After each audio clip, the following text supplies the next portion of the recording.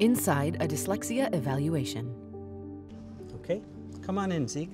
Okay. You have a seat over here. Okay. How are you feeling today? Good.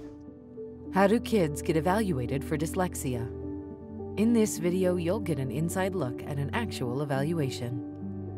Watch as Dr. Matthew Kruger, a psychologist in New York City, reevaluates Zeke, a second grader with dyslexia. You're not hungry right now? No. No. And did you sleep okay last night? Not really. Are you feeling tired right now? No. No. So you'll be okay to do some of the stuff that we're going to do. In terms of school, can you tell me what subject do you like the best? Recess. Okay. The tests you're about to see in this private clinic are similar to the ones used in public schools. Whether public or private, evaluations are conducted by trained specialists who ask questions that are designed to systematically find a child's weaknesses and strengths. I want you to try your best, and I think some of the things you'll do, you'll find interesting. Some of them you might find to be just sort of boring tasks, but all of them are pretty short. So if you are working on something and you don't like it, you don't have to feel bad because it's going to be over pretty soon. They're just basically pretty quick tasks that we can work together to get done. Okay. Breaking down the tests. Oral language skills, blending and removing sounds. Now I'm going to say parts of words, and I want you to tell me what words those sounds make, okay? Listen, lighter. What word is that? Lighter. Pencil. Pencil. Ice. Dice. Most. Most. Now I'm going to say a word, and I want you to say the word after me, okay? Say matchbox. Matchbox. Now say matchbox without saying match. Box. Great. Say cupcake. Cupcake. Great. Now say cupcake without saying cake. Cup. That's right. Say joyful. Joyful. Now say joyful without saying full. Joy. That's right. Say spill. Spill. Now say spill without saying s. Ill. Most of us acquire language automatically, so we hear the sounds and words and we're able to play with those sounds and words and to communicate very effectively with others.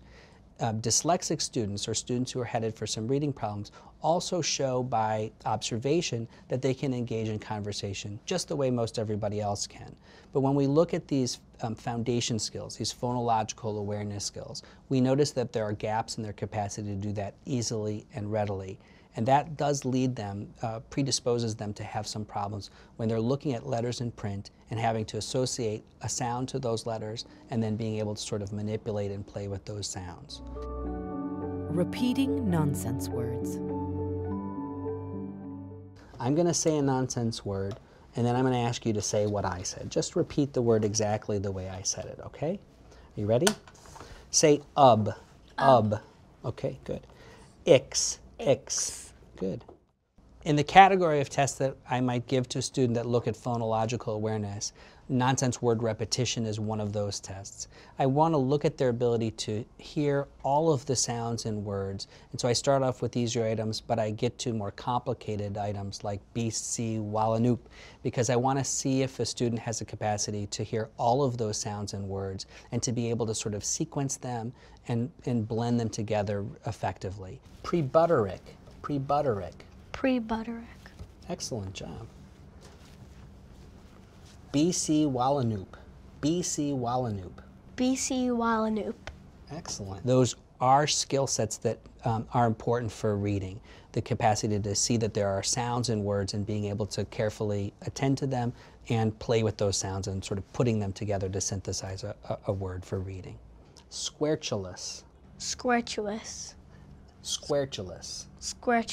Excellent job. You did really good at hearing those sounds and making them sound right. Good. Okay.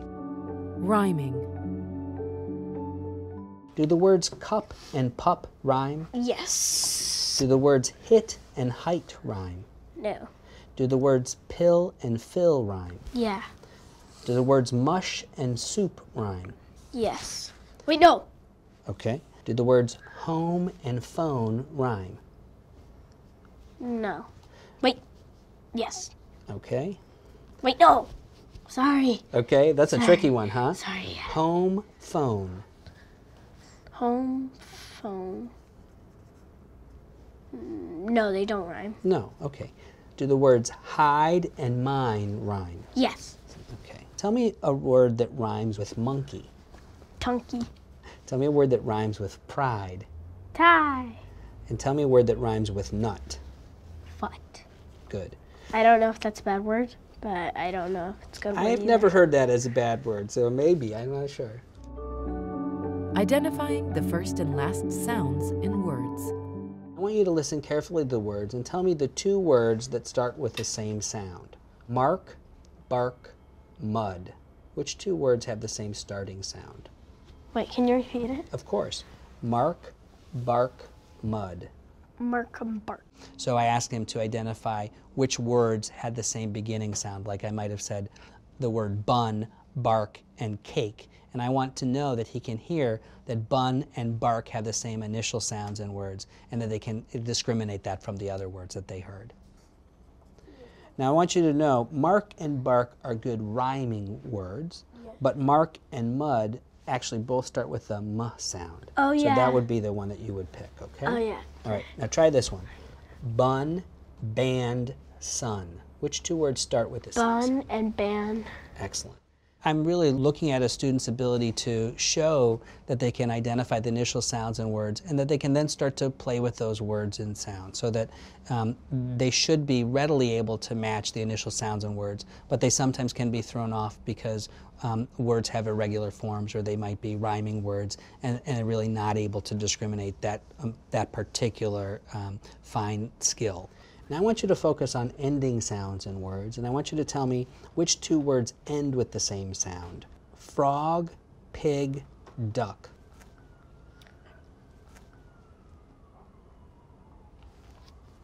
Should I say them again? All of them. Listen again. Frog, pig, duck. Oh, frog and pig. Great. Wash, crush, catch. Wait, what? Wash, crush, catch. Wash and crush. Excellent. Rapid naming. I'm going to give you this page here, and before you start, I'm going to explain to you what to do. I want you to name the colors as quickly as you can, okay? Start here, go across the first row, and then keep on going one after the other. Okay, what color is this one? Purple. Purple, okay. Are you ready? I'm going to time you, so I want to have you go as quickly as you can. Blue, purple, green, red, yellow, purple, blue, red, green, yellow, blue, red, purple, green, purple, yellow, red, blue, purple, yellow, blue, green, red. Great job. How many seconds? 15 seconds. What? It was excellent. Students who have dyslexia, many of them are going to have phonological problems. Many of those students also might have problems with the automatic retrieval of word labels. Their experience is often the sort of a tip of the tongue phenomenon. They know the word, they know that it's there, but they can't easily retrieve it. So they're often much slower on those tasks, and sometimes have errors in their capacity to retrieve words that they are very familiar with and know. Now I'm going to have you look at this page that has some objects on it, okay? Tell me what these objects are. Cat, train, heart, house, tree. Good. We want very simple objects that they should have the capacity to quickly recall and retrieve. Name these objects as quickly as you can, okay? Starting with the top row and going all the way to the end of the last row. Okay, are you ready? Let's go. Cat, train, heart, house, tree, train, tree, cat, heart, house. The house, students who heart. have great difficulty with rapidly retrieving those word labels are often headed for some fluency problems. They will look at a word in print that they've read several times and that they know very well, but they still have to go through the painstaking process of sounding it out because it just automatically doesn't come to mind. Reading. Common words. I want you to look at this page here that has words printed on it. And what I want you to do is start over here at the top and read the words across the rows, okay? Just read them one after the other for me. At, on, if, cup, the, dog, gill, One of the tests I want to make sure I give them is a measure of just their capacity to read single words. I want to see how well they can read words in isolation, and I want to see how well they're able to use decoding strategies to deal with unfamiliar real words. I also want to see just how many words they've accumulated, their sort of sight words. And candle. Okay, good job. Keep going in this last row. Different. Touch. Ray them. Great job. Nonsense words. Start here and read these words going across the rows.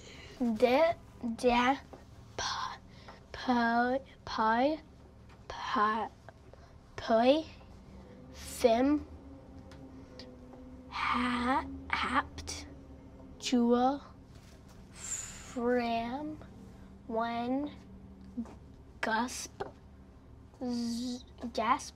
Okay. You did a good job. Gasp or gasp. I want to hear them read individual words, read nonsense words, because I want to look at those basic skills for identifying words and letters. I want them to be able to discriminate and carefully hear all of the sounds and words, and to have the capacity to sort of shift their utterances in line with those words. Okay, and read this last one. Swex. Excellent. Fluency and comprehension. Okay, now I'm going to ask you to read a story to me. This is a story called Clothing, okay? I want you to start here and read the whole passage at your own pace, okay? You ready? Go ahead. First, my top is what sung.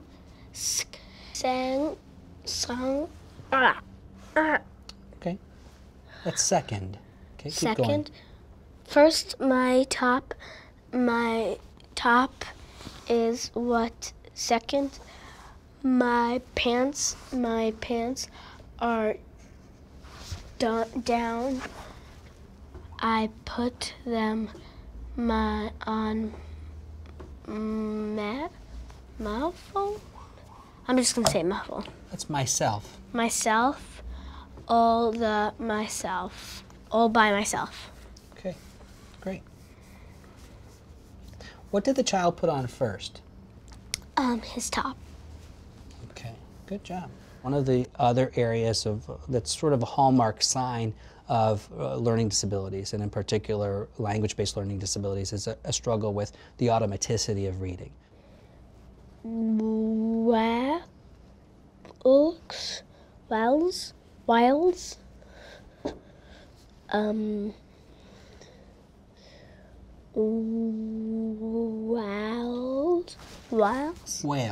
Whales dive deep to look for food.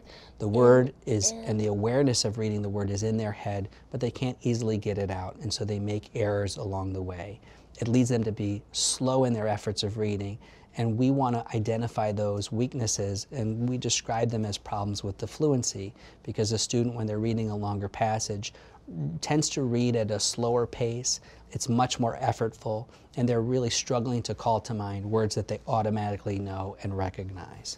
I would live right with in the woods and run from here to there. Fluency is probably the area that is the most challenging, so that students who are remediated and learn to read can read and understand complicated texts, but we ask them to do it quickly.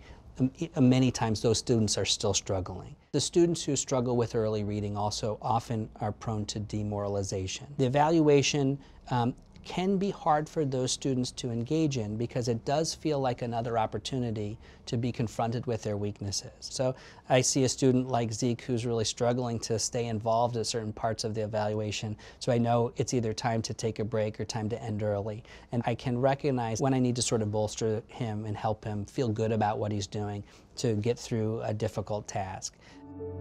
Spelling. Now I'm going to ask you to do some spelling, okay? Oh. I'm going to say a word, I'm going to use it in a sentence, and then I'm going to say the word again. Listen to the sentence so you'll know which word to write. So number one is Spell the word be. You should be the best you can be. Be. Number 2, and. I like chocolate and vanilla. And. I want to look at their capacity to spell words by dictation.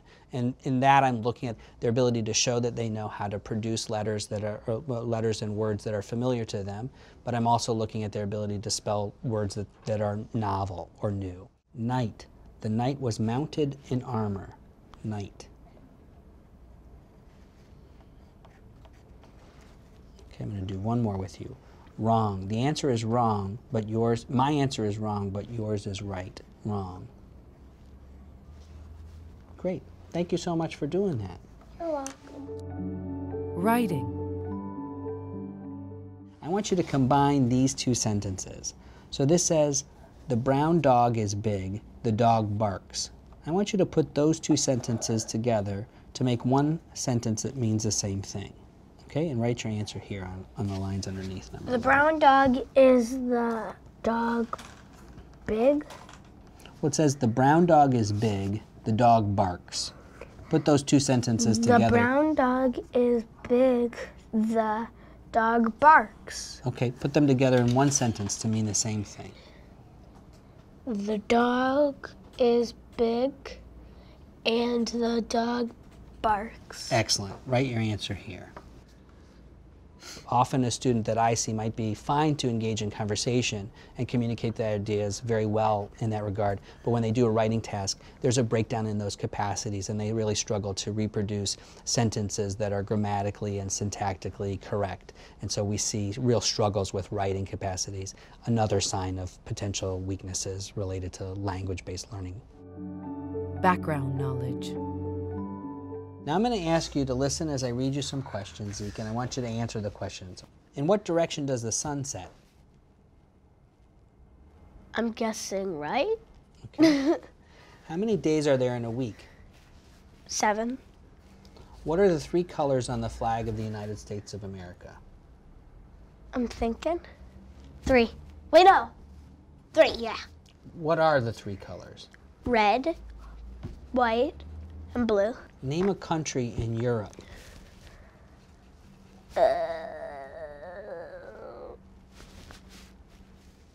Okay, not sure. Okay, name a reptile. Crocodile. So there's several measures that I might give to a child to understand really their verbal intellectual capacity, their basic sense of information in the world. Students who have reading struggles may have struggles on that test on the hardest items because they're not really gathering quite as much information from reading text as another student who is a typical reader in their class. Completing the evaluation. When I complete an evaluation, I really want to look back at all of the information I've gathered. I work in a private setting, and the evaluations I do include the things that a public evaluation does. I do a social history with the family. I may do a classroom observation, and I'm going to measure intellectual functioning, academic skill sets, emotional functioning. My goal is to provide some answers to the family about what is the nature of the difficulties. I want to highlight areas of strength and weakness that a student has, because those are going to be important for directing a roadmap or a guideline for how to intervene successfully with a student. One of the most important things to think about in terms of students who have reading difficulties is that we do have tools and methods for helping them improve in their capacity. We really do want to emphasize that we can provide interventions to help these students learn to read.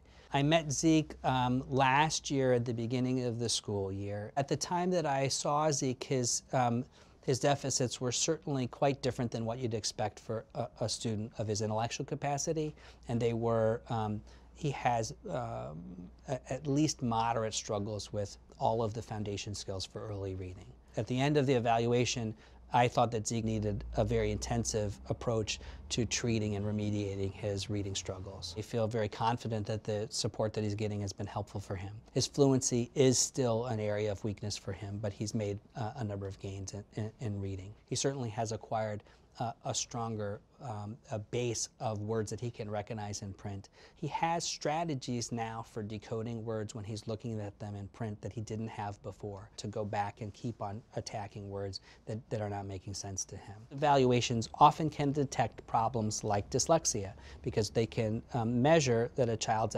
intellectual capacity and their reading capacity are really quite different. My main goal is not necessarily to tell parents that their child meets a diagnosis of dyslexia. It's to help give them a path so that they can remedy those problems as much as possible and help a student really function at their best level.